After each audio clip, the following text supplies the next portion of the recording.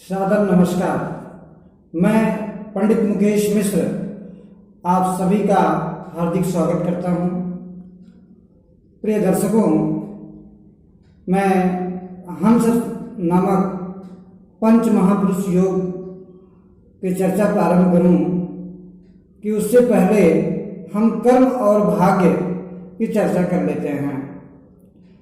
प्रिय बंधुओं, लोग कहा करते हैं कि कर्म ही प्रधान होता है। सत्य है। श्री कृष्ण जी ने गीता में, गोस्वामी तुलसीदास जी ने रामचरितमानस में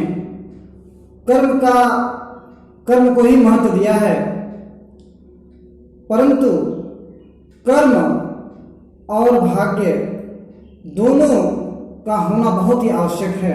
दोनों बहुत ही महत्वपूर्ण भूमिका निभाते हैं, क्योंकि प्रिय बंधुओं, ऐसा देखा जाता है कि व्यक्ति कर्म करते हुए जीवन भर कभी कभी ऐसा देखने को मिला है कि कर्म करता ही रह जाता है।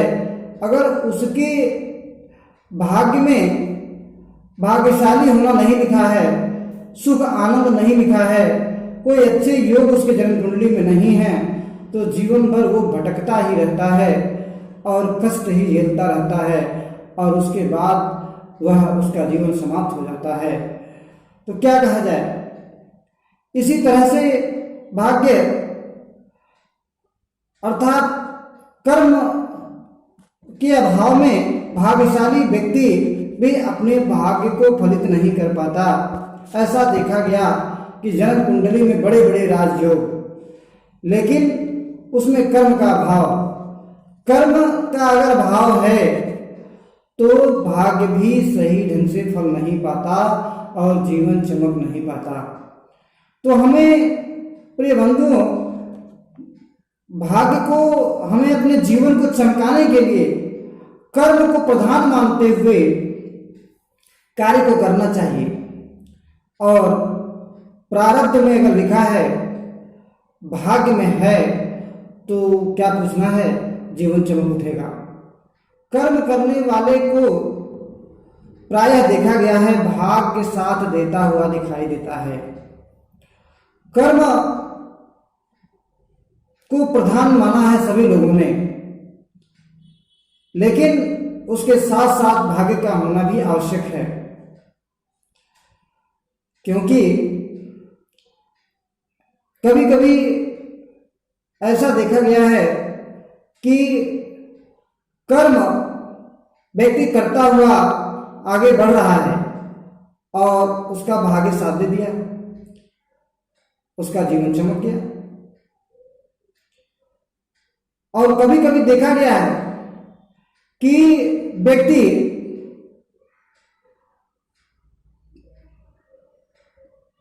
ऐसे परिवार में जन्म लेता है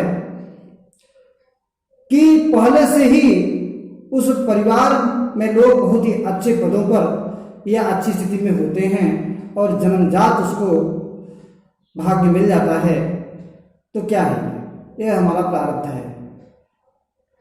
प्रारब्ध में ही हम भाग्यशाली योग लेकर के जन्म लिए हैं, और जन्म लेने के बाद ऐसे बहुत सारे उदाहरण हैं, इसका हम नाम नहीं ले सकते, कि बहुत सारे भाग्यशाली लोग हैं कि सिर्फ उस खानदान में, उस परिवार में जन्म लेने के नाते वह आज मंत्री पद पर हैं, वह बहुत अच्छे अच्छे पदों पर हैं और उनकी स्थिति ऑलरेडी चमकी हुई है।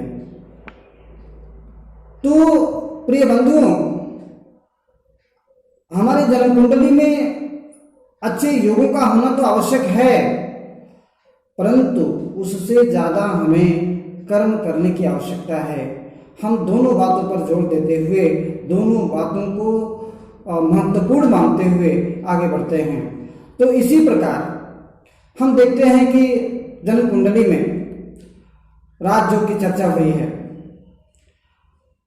मैं अभी कल भद्र योग से संबंधित मैंने चर्चा किया था।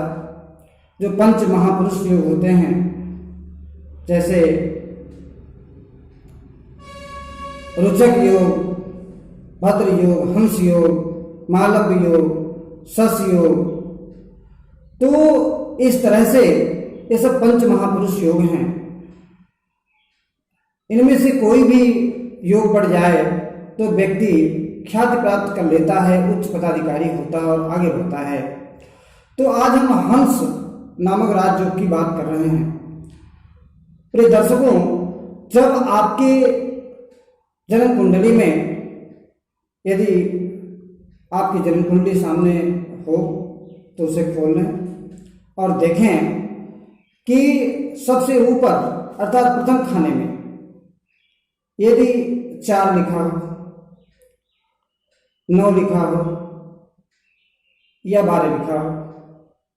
इसी तरह से लग्न से चतुर्थ भाव में 4 लिखा हो, 9 लिखा हो या 12 लिखा हो।